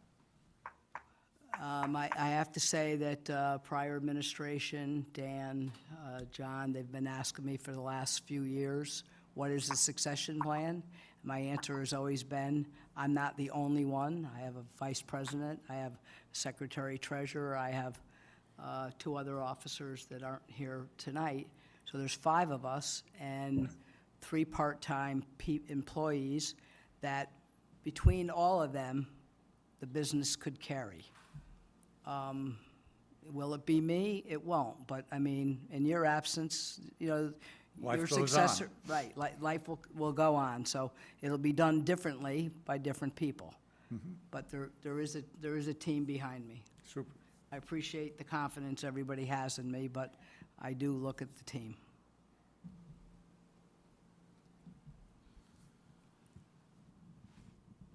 Anyone have questions for Geraldine or Southbury Ambulance? I don't have questions. I just wanted to thank you for your years of non-pay volunteer service to the town of Southbury. Really appreciate it, and your leadership. You're welcome. My pleasure. Here, here. Okay. Thanks, Gerald. Thanks, Gerald. So I think that was everyone we had scheduled tonight. I did just get a text from the region. The superintendent put his budget out tonight at 5.3%, so I updated our budget to that. If the first selectman's budget came in at 4.03, the region with the ADM shift is now 7.28%, with a total increase of 6.33%. At that rate, right now, the mill rate would go from 24.2 to 25.7, about a 6.25% increase in taxes. The mothers. Count on them. Will you send that out, or will that be updated? It's in the Dropbox, I just updated the Dropbox, so it's in there. And I think I've asked at least, to look at what that means relative to inflation on a trend, like in 5 Yeah, years. we're trending, it's funny, was. I looked at that, Tom, and it's, the one thing that we can't stay ahead of inflation is our medical insurance and our regular insurance. So inflation is what, 2.8 right now, and our medical insurance is going up almost 14. And those are the bigger costs of what we have here. And our regular town insurance is going up 8. So it's hard to, we can keep most of our department heads well within inflation, but those two components are driving up to the 4. If we can get the medical insurance down a little bit, which we're still negotiating, today we got it down to 12. We're meeting with our insurance broker tomorrow, so hopefully we can get that down another little bit, but other than that, I mean, I don't know, I guess I just feel personally, either, if we're trending above inflation, right, then we need to explain that to the taxpayer. Yep. To me, right? yeah, and I think. And, but I mean, I don't mean year by year, that's why I wanted like 5-year trends or something, right? I don't mean that it, 1 year, each year is its own story, but. Yep. And so something, when I was looking at the police, for instance, I was trying to, in my head, calculate how that's grown compared to how inflation's grown, right? And so on these historicals, I'd love to see, the growth versus the growth in inflation. And, you can say, well, it's this, or it's that, or it's this, but inflation's inflation, it's everything, right? Now, if you find a different inflation number we should compare it to, I'm happy to do that. But otherwise, if we're trending above inflation, either we're doing something special or we're not doing our jobs. Yeah, no, I think we're only really trending above inflation because of the medical insurance, which is Well, the but largest piece is of not our- medical insurance in CPI? Yeah, it's hard to say, but when we're getting hit with medical costs of raising of 15% and CPI is 2.8, you can't I know, I get it. keep up with that I trend. get It's it. impossible. So, Yeah. so maybe there's a better inflation number for us to compare to, but Yeah. if we trend above inflation consistently, then that bothers me. Yeah, It's not- our goal usually is grand list growth plus the cost of inflation. Now, grand list growth this year is negligible. So, Well, and again, I don't want to see it year by year, but I was hoping that you could show us this 5-year. yeah, I could put together actually, we have a 5-year trend of inflation where we're in the budget. Okay. And for the last few years, we've been trending a little bit higher. Some years were higher, some years were a little bit lower, but Right. unfortunately, it looks like the runaway costs are trending well above inflation. Can you put together something, I realize to Tom's point that insurance and medical are part of that, but if those are the really only exceptionally large growth and everything Yeah, else is 'cause- pretty flat, I think that would be useful for us to see as well as for the Yeah, taxpayers. because if we look at our individual departments, some of the ones are well below inflation. But if you look at where the bigger numbers are, if you scroll up, Betsy, you could see, so 15%, $495,000 of our increase, which is more than half, is just our labor, which is primarily medical insurance and Teamsters medical insurance. And that's driving half of our increase in our budget alone. Our regular insurance line is going up $72,000. So if you take those two components alone, it's almost 55% of the increase in our budget this year. How much of the 3.8 million is insurance? If you click on it, I could tell you right now. Dan, I think for tomorrow night, we could have a chart which shows the 5-7-year history of inflation and also the 5-7-year inflation of both insurance lines. Absolutely. Yep. And then if it is true that it's insurance, then every town should be hit with that. Yeah, if you look at, Correct. let's take, for example, the town of Wilton, they had a budget, and what they do is their Board of Finance gives them budget guidelines. Their budget guideline was 3, they came in at 8.25, solely because of the labor costs. It's if we're gonna take a hard look at this stuff, that's something we should look at. But $2.7 million of that $3 million is medical insurance, Jack. 2.7 of the 3.8 Yeah, is medical. is medical, and $750 is Social Security the 7.5% in taxes. So 3.4 of the 3.8 is just medical and FICA tax. Is FICA percentage going up? No, it's the same every year. So that's basically indexed by wages. Yeah, just by staff. Below the max, which is probably true for most people. Yeah. And what's the aggregate medical increase? 3.3, medical? Medical. 9.63 right now. So 9.63 on 2.7 means the other million's got to be going up about 20%. No, I'm sorry, I may have misunderstood you, Jack. The increase in our medical is 9, but inclusive of that is other things that we put in Jack. medical, like our HSA deposits and things like that, which are flat. If I might, Jack, rather than talk about numbers off the top of our heads, why don't we wait till tomorrow night and we will have the detailed numbers in the history, so Okay. there's no misunderstanding. Happy Okay? to wait till tomorrow. Yeah, I think. Thank you, sir. If we look at our budget, over 60% is just labor costs. Right. That's true of any service organization. Okay, and so I guess in that context, we should, though, be facing the same thing every other town is. Yeah. And so the question is our inflation or our tax increases comparable to other towns? You know, so that, I mean, it would be. We can check. I know, I heard that Middlebury is looking at a 10% increase, and we're at 4, so. Okay, again, because if we're gonna sell it, there's only two ways I can think of selling it, right? One is, I mean, unless we go out and say, you know, oh, we're doing some great thing now, new and great and wonderful. Quick For a question, point and sorry. a half less than the school district. Tom, I didn't mean to interrupt. If we go out and sell what? The budget, As is? well, as is, or as. Never I become. mean, isn't the Whatever- reason why whatever we're here to becomes. look at maybe making some changes so we won't have to sell that number? Well, I'm absolutely in for that too, Yeah. but I'm saying, that we'll see. I haven't. It's likely it's gonna be an increase over inflation. I Maybe. mean, there is something to be called Maybe quality not. of life, and I think people have to understand, no one likes tax increases, no one likes taxes, but we also like Southbury. So the question is, can we cut some of this out? Sure. But when we can. sit here at the beginning of a budget process and say, well, how are we going to sell the tax increase? Can we compare it to other towns? That presupposes that we're going into all this saying, well, we're going to have to raise everything. We just hope it's not too much. No, I'm not I think saying we that. wait What I'm until the saying end of the is- process. I'll let you speak. Hold on. We wait until the end of the process and then we sort of figure out, all right, now we have something that we know we need to sell. Right, well, but when I get to the end of the process, I want to have two things. I want to have the 5-year trend against inflation, and I want to have comparables. Because to me, those are the things that, you know, I mean, we're, of course, we're going to do the best we can every moment, you know, we're here and trying to, you know, whittle down the budget, okay? And, you know, I think we've been doing that for a long time. So let's, of course, do our best to whittle down the budget in any way we can, shape, form we can. But the reasonableness of the budget, to me, comes in those two things, right?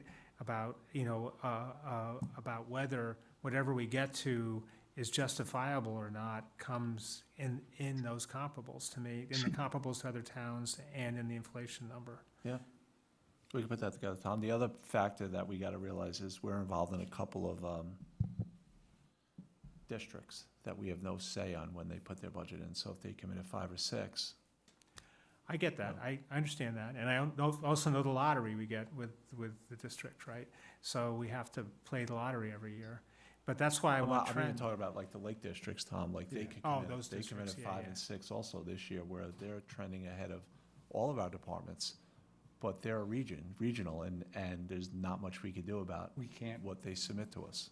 Yeah, but let's see what it is, but their numbers are usually relative chump change, aren't they? Well, if you add it all up, no, compared to like, we could say all of our departments are No, I relative know, chump but I'm change as saying, well, I because if you mean, look at what our departments put in. so it's- when we get those, let's look at them and see what we get. But in terms of overall percentage of a mill rate and a budget, let's see what happens there. Yeah. Well, I think the last part of that, I would 100% agreement. We're here all week, so let's look at every line item. We'll get to where, I think our job here, at least from the Board of Selectmen's side, is to put priorities in line and make sure that when we walking out of here, before we send it to you guys, we have the most responsible budget possible. And I think then we can potentially entertain arguments for, or against, things like that. But I think step one is going through all the numbers. Step two is making sure they're the best numbers. And then we go to the other things. I agree, but I don't want to end up in the same situation we were last year, okay, without all the material in front of us, okay? That's my view. And so I'm sort of calling out, let's get there with all the information we need, okay? Everyone Concur with that. Last year, for the first time, the town budget was actually higher than the school budget. So that's what caused a lot of the angst when we went into the budget meetings. Yeah, to be clear, Tom, I wasn't disagreeing with your request for any of that. I wholeheartedly agree. I'm of the mind that I want to make sure we enter into this without any sort of preconceived notions, despite what we've seen from other towns, et cetera. And I don't want to enter into this saying, well, all the surrounding comparable towns are coming in at this, so I guess we should probably expect that too. We want that. We want to be able to look at that and see what those other towns are doing, et cetera. I guess my point was I don't want to start the week with something in our heads. I want to be able to sort of, as Selectman Van Stone said, at the end of the week, we should be able to say, okay, here's what we're looking at. Let's the Board of Finance get what the Board of Selectmen wants to send us and start talking about ways we might be able to save, et cetera. I just didn't want to go into it thinking, every other town does this, so I think that's what we should tell people to expect. Okay, well, let's save that for the end. But relative to the inflation thing, and maybe you have it up there somewhere, but when I'm looking at the police budget, I'm just doing the inflation in my head, like the growth in the police budget and doing the inflation in my head. And I mean, that's almost a number it's more important to me than the absolute number when I see the growth in the police budget, right? Is what's the growth in police budget versus inflation?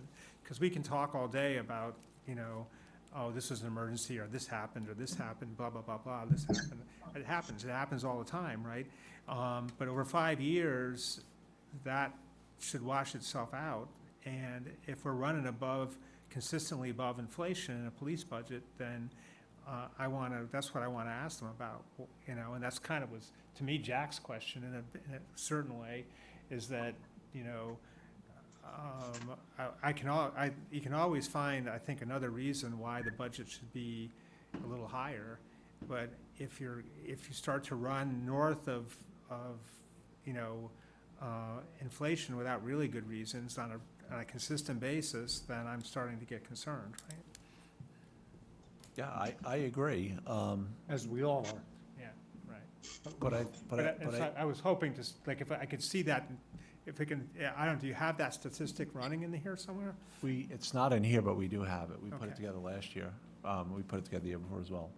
But I agree with on that, but I think we also have to start looking outside of some of this inflation stuff as well, because there are some factors that are going to drive this. And I think, Chief Grillo put together a very good presentation that, what his needs are.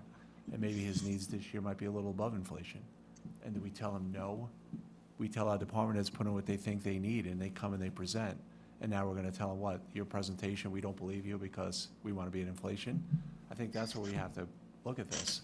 Well, again, if it weren't the same story every year, I'm happy. But I don't believe it is, Tom. I believe Okay. last year they were below inflation. I believe Okay, so, if fine. you look at the Fine. trends. So that's fine, but that's what I want to, that's why I want to see it over a certain period of time. Dan, excuse me, how long would it take you to put together the town's line item budget like this from 5 years ago against this with a change? I have every budget since I've been here, John, so I could go back 8 years if you guys wanted to. Well, let's just go back 7 years or 5. You pick a long time, and let's have 2 lines, the approved budget 5 years ago, the approved budget today. Yeah, we could put And that together. let's look at cost of local government, Absolutely. because that's the only thing we can control. The school budget, the APM, the state grants, interest rates, those are all things the taxpayers have to pay the lanyap on, the difference, but the Board of Selectmen, Board of Finance can't do anything about it. No, I mean, I agree, and I think we have we have most of the absolute numbers. What I'm asking for is percentage numbers, right? Better. Dan, just a question, can you give us a comparison of where the grand list stands now compared to where the grand list stood when we calculated the tax rate last year? Because we know with the IBM situation, that's been a huge hit. Yeah, so last year, the grand list was 2936852,831. This year, the grand list is 2916678301. So it's a decrease of 20,174,000. And The majority of what that is does the with IBM property. Grand list decreasing, 1%? 1%. 1%, that Reduction. adds. Another that point to the tax 1% increase. into what the tax rate is going to go up and what the mill rate is going to do. Plus, on top of that, at least from what I read in the press, that the state has announced that it is not going to give towns the normal increment that you get in aid to education. Because the governor's budget has held aid to education actually flat. Okay, so I think we just have to keep our eye on that side as well as we consider the balance between the income side, aside from the tax rate, and also what the expense side is. Yeah, for the ECS grant, which is the state grant to our schools, the increase only went up about a little less than $200,000 this year, whereas last year it went up 1.4 million. Dan, I think if you look at the details of 169 towns, there are maybe 15 towns that went up, and we were one of those 15 with a $200,000 increase. I think also, John, you're not going to see an IBM change in the mill rate this year, because last year, when we established the mill rate, we took the IBM out of it. So the true comparison of what's going to happen this year is last year's grand list minus IBM compared to this year. And I think Dan has told that's what, somewhere around a 0.5% increase, something like that? Yeah, it's a slight increase. So we're looking at that, already taken into consideration. If we could hold this conversation till tomorrow when we get some longitudinal inflation stuff, that would set up a more productive discussion.